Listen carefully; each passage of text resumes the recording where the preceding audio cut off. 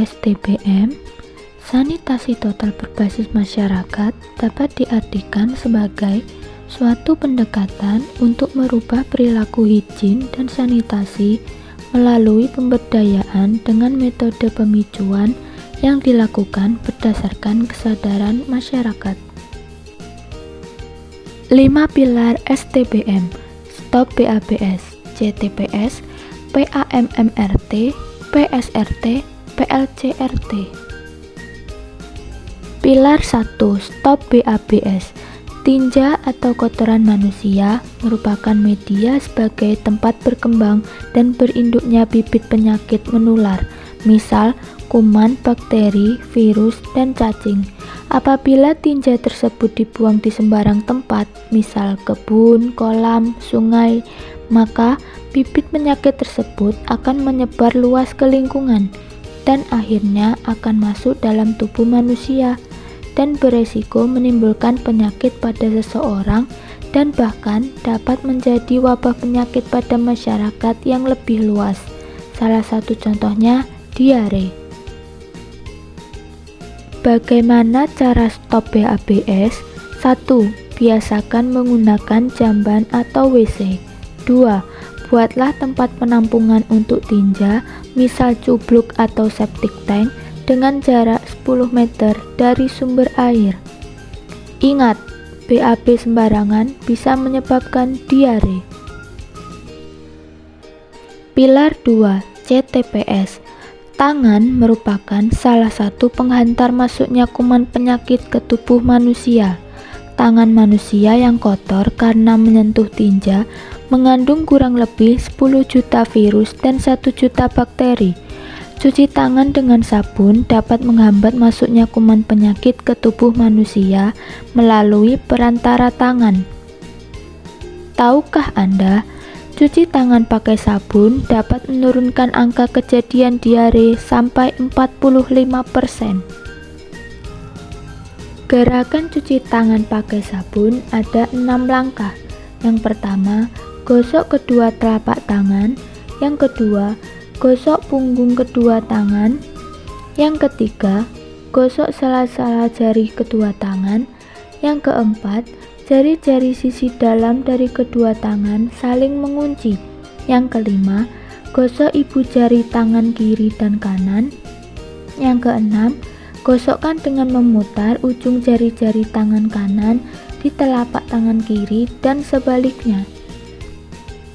Waktu penting CTPS: 1. Sebelum makan. 2. Setelah buang air besar. 3. Sebelum memegang bayi. 4. Setelah menceboki bayi atau anak. Kelima, sebelum menyiapkan makanan. Pilar 3. PAMMRT. Dalam upaya mencegah diare, maka air bersih harus diolah terlebih dahulu agar memenuhi syarat kesehatan untuk diminum. Dan makanan harus ditutup agar terhindar dari kemungkinan kontaminasi kotoran atau tinja yang dibawa oleh lalat. Cara mengolah air minum sehat. 1. Merebus.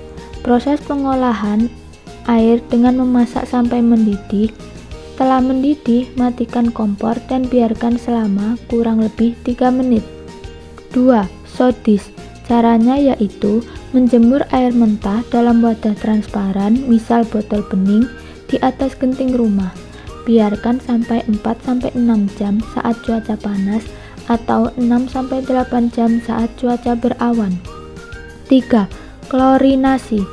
Proses pengolahan air dengan cara pemberian klorin untuk mematikan kuman patogen dalam air, seperti Aquatep. Pilar 4. PSRT.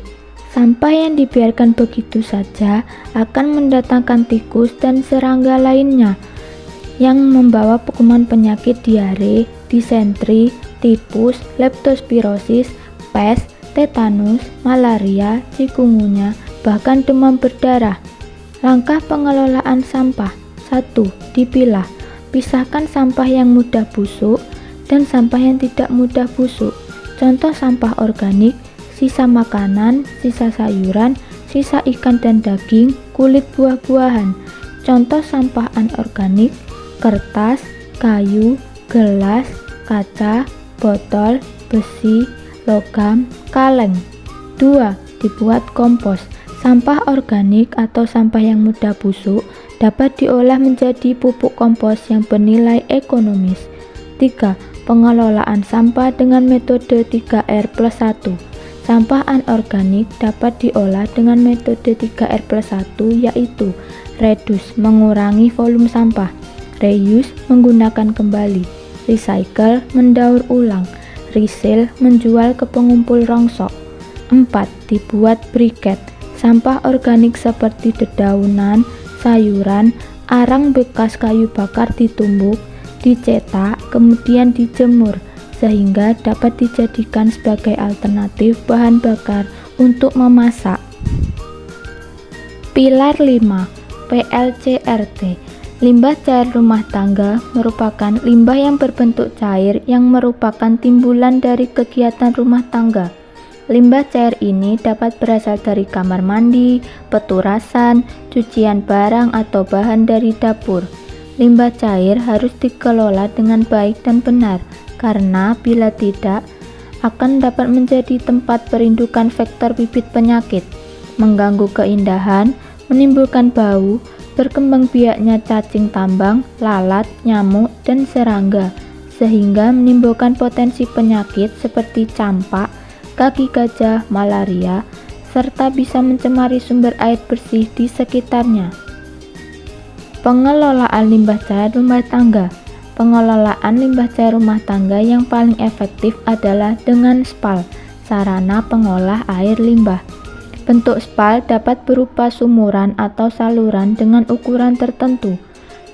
Sumuran atau saluran tersebut diberi bahan-bahan yang dapat berfungsi untuk menyaring unsur yang terkandung dalam limbah cair. Bahan tersebut disusun dengan formasi sebagai berikut. 1. Batu belah diameter 5-10 cm. 2. Ijuk. 3. Batu belah diameter 10-15 cm.